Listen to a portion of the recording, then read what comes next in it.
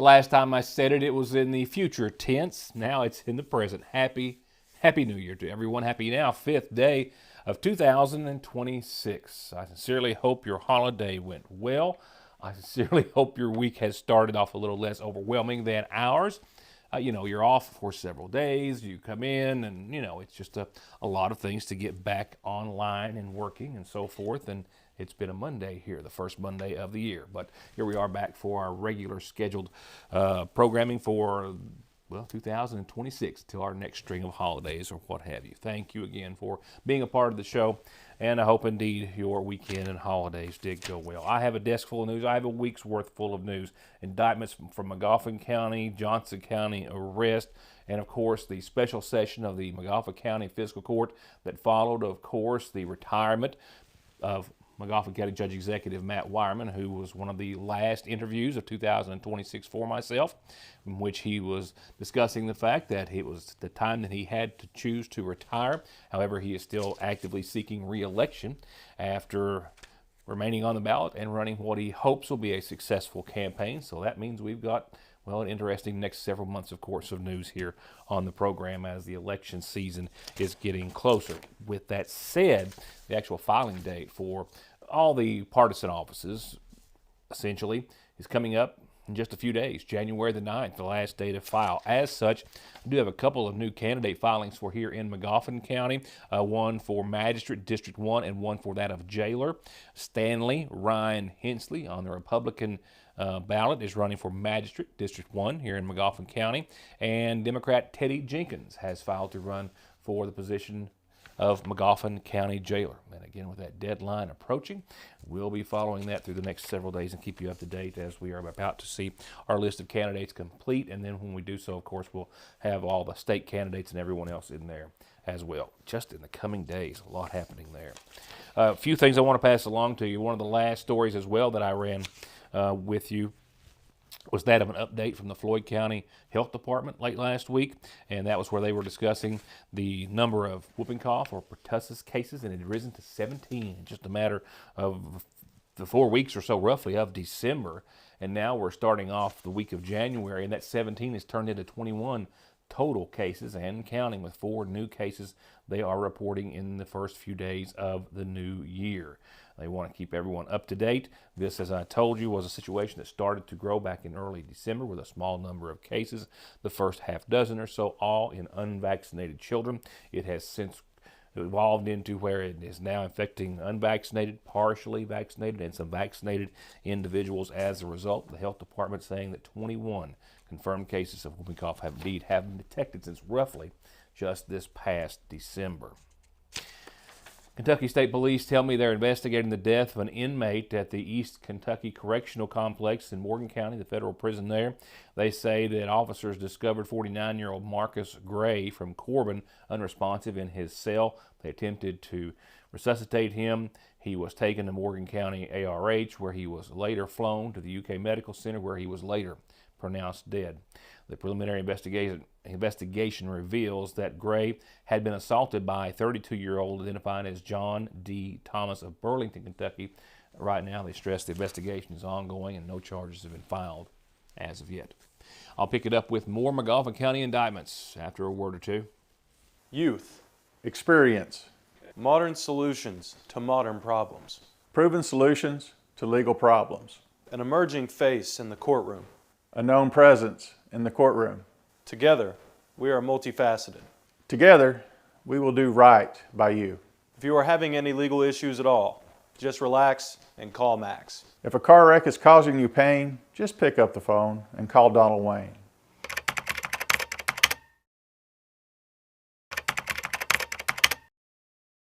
Johnson Central High School stands alone in providing the most college and career programs of study in one building throughout the entire state of Kentucky. This includes pathways in everything from the medical field to engineering, telemedia, welding, agriculture, and even aviation. And that's just to name a few of the 32 different choices.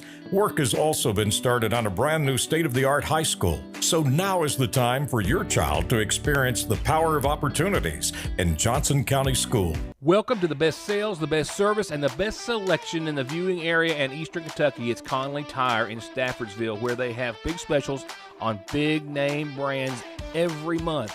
And as always, great jobs, oil changes, computer diagnostics, and 6 months no interest. Conley Tire in Staffordsville and conleytire.net. One name, one call, one ultimate solution to your heating and cooling, sales, 24-hour service, and installation for home, commercial, boilers, chillers, and VRF systems. With over 15 years of experience and now based right here in the viewing area, Ultimate Air, 496-6651. SMB is proud to stand with you with what might be your very first and definitely last checking, savings, retirement, even Christmas Club account, along with consumer, auto, mortgage, business loans that you can easily manage from anywhere in the world with safe, secure mobile and online banking that comes from over 120 years of commitment to your financial life and well-being, today, tomorrow, and forever. Salyersville National. There are several risk factors that may put a patient at risk for heart disease. Especially people who have diabetes or hypertension or high cholesterol and have a family history of heart disease. Neglecting to see a cardiologist can put you in trouble. You may develop problems that may not be reversible. We see many people who do not have an actual diagnosis of a heart problem, but may be at risk of heart disease, and we do whatever we can to help mitigate that risk to help prevent disease in the future. ARH, more for Appalachia. Another one of the last reports that I had for you at the end of last year, just a few days ago, was that of an update on current indictments returned by the sitting McGoffin County Grand Jury, which had been returned on December the 22nd. There have now been another number of those which were handed down on that same day, released after being served. Terman R. Howard of Limestone Branch here in Salyersville was indicted and arrested and placed in the Big Sandy Jail over the course of the holiday weekend for possession of a controlled substance, first degree, that being methamphetamine, and tampering with physical evidence. This stems from an arrest and investigation that began in August of this past year by the McGoffin County Sheriff's Department. Luther W. Keaton of Middle Fork in McGoffin County was named in an indictment for possession of a handgun by a convicted felon and being a persistent felony offender in the second degree. The second degree PFO means he has at least one prior felony on his record. This after an investigation and arrest that was in April of last year, again by the McGoffin County Sheriff's Department. Larry L. Magnus of Old Lick Creek Road was indicted for a count of possession of a handgun by a convicted felon and a second count of possession of a firearm by a convicted felon after an investigation that started this past July by the McGoffin County SO. Gary Anthony Patrick of Patrick Drive here in Salyersville was indicted for aggravated trafficking in a controlled substance greater than or equal to 28 grams of fentanyl, possession of a controlled substance, first degree, first offense, and possession of drug paraphernalia. That indictment as well stemming from a McGoffin County Sheriff's Department investigation. Susan Wirt of Limestone Branch in Salyersville indicted for possession of a controlled substance, first degree, first offense, that for fentanyl, and tampering with physical evidence, and as well prescription of a controlled substance not in its proper container. That investigation too, indictment rather, the result of an investigation by the McGoffin County Sheriff's Department. And from indictments in McGoffin County to arrests in Johnson.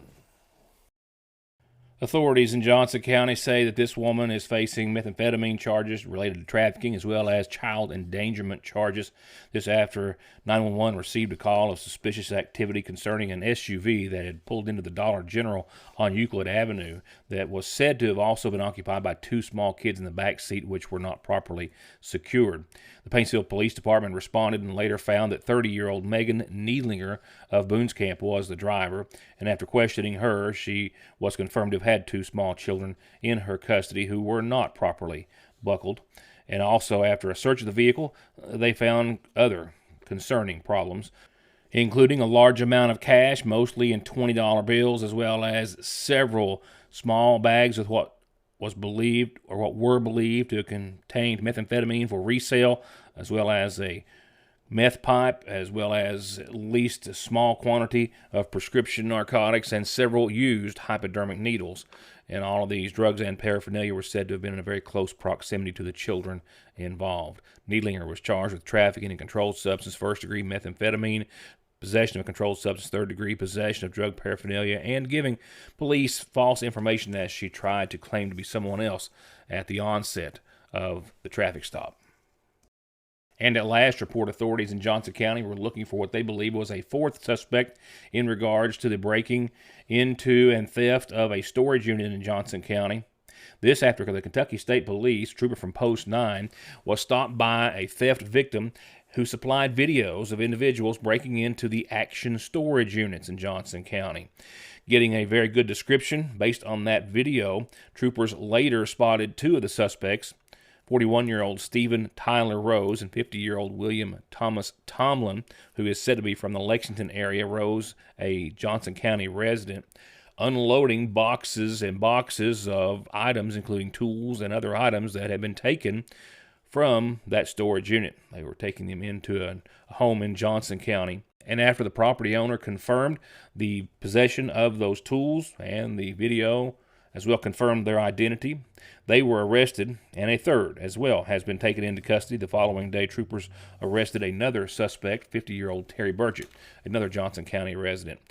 So far, the three face charges of burglary, receiving stolen property, criminal mischief, and more, as well as Rose and Tomlin facing possession of methamphetamine charges after a quantity of methamphetamine was found to be in or around the area that they were found caught with the stolen merchandise.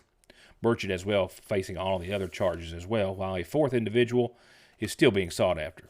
And Saturday afternoon, Paintsville police say they received a call around 1 o'clock or so related to what would be then the arrest of 25-year-old Courtney Dunn. The call coming into 911 concerning a juvenile who was running down Paintsville's Madison Avenue pleading and screaming for help from anyone. Paintsville police arrived in just a matter of a few moments and spoke to the juvenile, who claimed that Dunn placed her arm around the throat or neck of the juvenile on several different occasions, cutting off the air supply because of an incident involving that child and a sibling for what the citation said was playing too loudly, and at the same time Dunn being accused of holding the juvenile down with her knee.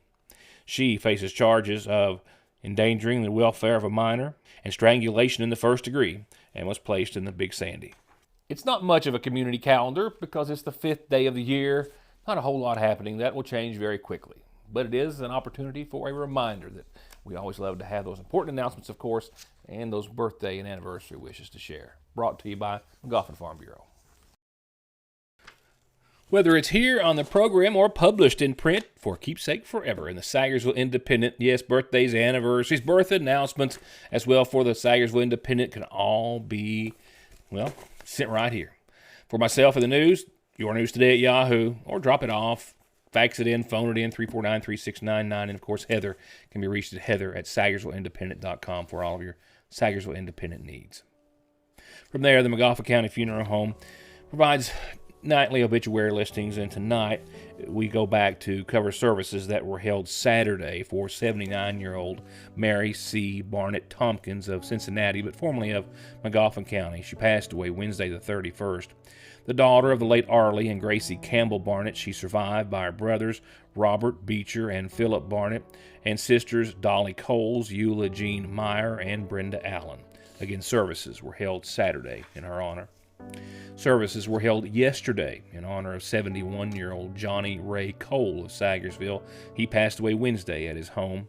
He was the son of the late Arthur Cole and Violet Weaver Absher. He's survived by his wife, Wilma Perkins Cole, sons Scotty and Gary Cole, daughters Jennifer Perkins, Virginia Stambo, his brothers Billy Joe, Bobby Dean, and Jimmy Dean Cole, as well as his sisters, Donna Honaker, Brenda Hamilton, Teresa Thompson, Lisa Ramey, 17 grandchildren, and 24 great-grandkids. Again, services were held yesterday. Services took place today for former Magafa County Schools Superintendent and Educator Henry Clay Sizemore. Henry Clay passed away at the age of 90 this past Friday at his home. Born to the late Hager and Prudence Hamilton Sizemore, he's survived by his wife, Wilma, his daughters, Rachel and Rebecca, sons, John Sizemore and Charles and William Sizemore and Homer, as well as his honorary son, Harry Jack Patrick, 11 grandkids, and 5 great-grandchildren. Services are to be announced for 87-year-old Farmer Howard Jr. of West Liberty, formerly of Sayersville. He passed away this past Friday at UK. The son of the late Farmer Sr. and May Borders Howard, he's survived by his wife, Alice Clemens Howard, his daughter, Cindy Line, sisters Geraldine Little and Mary Sue Sloan, brothers Bob and Joe and Sheridan Howard, 3 special grandchildren, and a host of family and friends. A memorial service celebrating the life of Farmer Howard Jr. will be announced and held at a later date. Arrangements are incomplete for the following, but to be announced soon, both by the Magafa County Funeral Home. First, for 78-year-old Clifford Jackson of Jake Reisner Fork, who passed away on today's date, and as well 58-year-old Ruby Puckett of Sayersville, who passed away earlier today, the wife of Lonnie Puckett.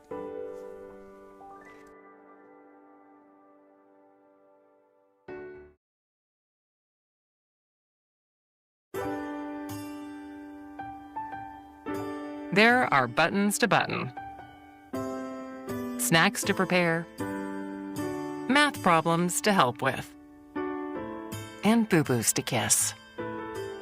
If you have people who need you, you need life insurance. Talk to a Kentucky Farm Bureau agent about a policy that protects the ones you love. Kentucky Farm Bureau Insurance. Big on commitment. 90s Mixtape Live.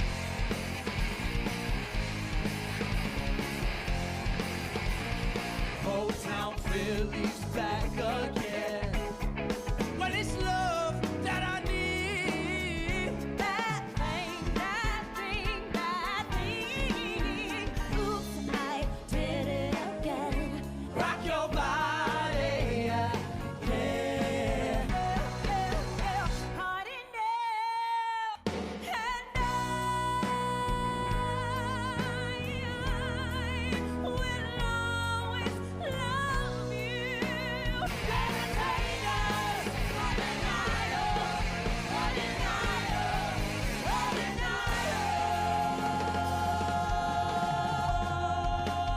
90s Mixtape Live. Every single day for revolution.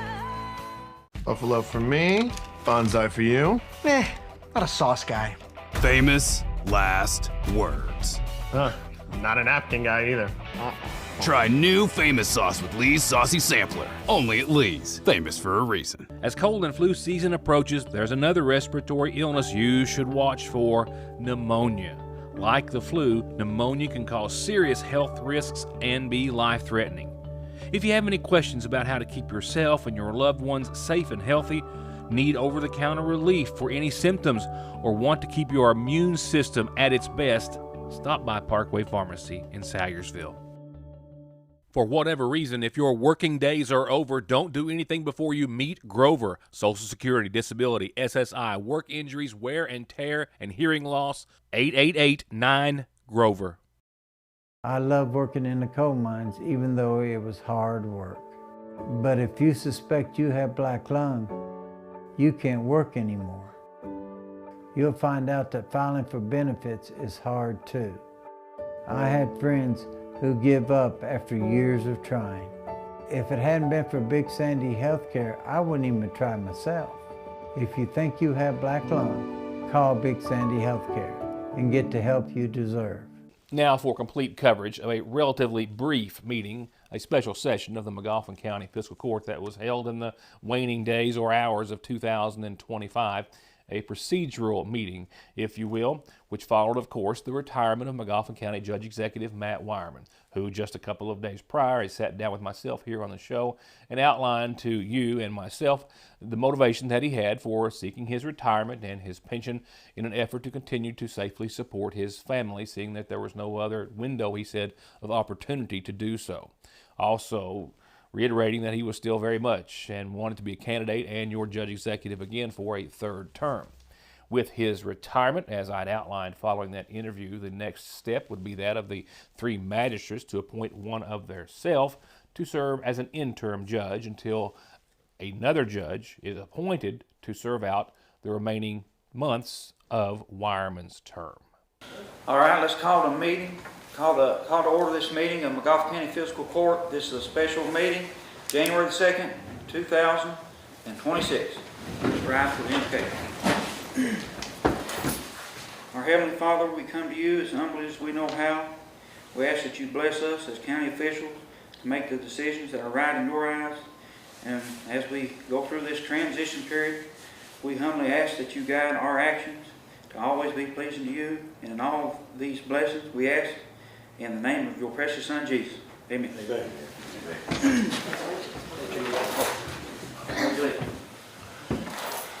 I pledge allegiance to the flag of the United States of America, to the republic for which it stands, one nation, under God, indivisible, with liberty and justice for all. Clerk, will you call the roll? Carl Hurd. Here. Eddie Jenkins. Here. Sam Bailey. Here. Travis Joseph. Here. All right, this meeting has been called so we could adhere to the Constitution. The statutes and requirements, they are to preserve the continuation of leadership for our county in the event of a vacancy. And the fiscal court must elect a temporary leader until one can be appointed by the governor. So, consider approve appointment of a temporary county judge executive until the governor can appoint an interim county judge executive. And I would make a motion, as him being the eldest member of the fiscal court, that we appoint Darray Hurd. I'll second that motion. All in favor, say aye. Aye. Those opposed, nay. Well, that's all we've got on the agenda, so I guess, Darray. Well, I thank each and every one of you here. Yeah, big standing clapboard back there. This county, these boys here thought because I had seniority, I should be the one that they picked. I see their point about it and everything. Best I understand, this will be for no more than 30 days. So I figured maybe a week or two, and we'll turn it back over to ever who the governor appoints, you know. But I appreciate everybody here, you know, and thank the Lord for the people that has put me here in this position to accept this today, you know. The people of this county has been really, really good to me, you know. And I was telling these boys out there, I've never had nobody to say nothing wrong to me in no way since I've been here as magistrate. And I was elected 4 times as school board member. And I've been blessed. And when I run for office, that was my goal, to help everybody I could. It didn't matter where you lived at or what road you lived on or how you was registered to vote or nothing. I was just here to help the people. The Lord's always put it on my heart to help somebody. And I appreciate that and thank the Lord for that today, you know. Thank you. Following that, Howard was sworn in by Magoffin County Court Clerk Renee Shepard. He will serve as an interim judge executive for what is expected to be a period of a week or two or a few until an appointment again is made by Governor Beshear. We'll be going through that process with you as it starts to unfold and keep you up to date on what is going to be an interesting year for Magoffin County government, including, of course, an interesting election year as well. Now, how about an interesting way to start off 2026? We did so today, 5 days in, with 63 degrees here in downtown. I mean, it's still a little over 50 right now if you're catching the end of the early show. That's pretty nice. We started off at 24 earlier this morning. We'll probably see about 39 before it's all said and done for tonight's low. Clouds, which have not been all that heavy today, are going to increase tonight. No rain or anything, just more clouds. And calm winds prevail tonight. So 39 degrees under some calm conditions out there. While we probably will get close to, if not bust the 60-degree mark again tomorrow. It's going to be right at it for your Tuesday. There is a chance of some drizzle, I think at most in the morning, and then later on tomorrow night. And that's just it. The clouds are really going to be more about cover and not so much precipitation, but we'll leave the possibility of a little light drizzle in the morning, but hitting right around 60 degrees under a breezy Tuesday. Winds out of the southwest anywhere from 5 to 25. And then we have a 10% chance of, as a technicality, drizzle during the overnight, Tuesday night into your Wednesday morning. With Wednesday, I think that slight chance of drizzle, maybe rain, to the tune of 10% Wednesday morning. I mean, it's over like at 7 o'clock. Mostly sunny, upper 50s. So, pretty nice run. Not so breezy as well on your Wednesday. Partly cloudy and a low of 34 Wednesday night. Thursday, we're back to 63, just like we were today. Partly sunny, 20% chance of showers after 1 o'clock. We'll talk more about this system later on in the week, but it does bring a good shot of some rain Thursday and into your Friday. Look at that Friday, 67 degrees, cloudy, albeit with a 70% chance of showers in the afternoon and later afternoon. But look at that, 67 and 50. Temperature's nice. Saturday for your weekend, your first, no, I can't say that, can I? Your second full weekend of 2026. 56, mostly cloudy, and a 50% chance of showers on your Saturday. And I think those shower chances are like early. Noon or 1, they're gone. Cooler. As a result of that system coming in, we have some colder air. Sunday, 38, partly sunny and calm. Monday, a slow rebound back to 40 and partly sunny. And where will we go from there? That's going to wrap it up for tonight. Thank you for watching. Happy New Year. Again, we're just getting started, and we've got a lot going on here in the first few weeks, news-wise and otherwise, and I'll be glad to keep you in and up to date on all of it starting tomorrow night. Thanks for watching.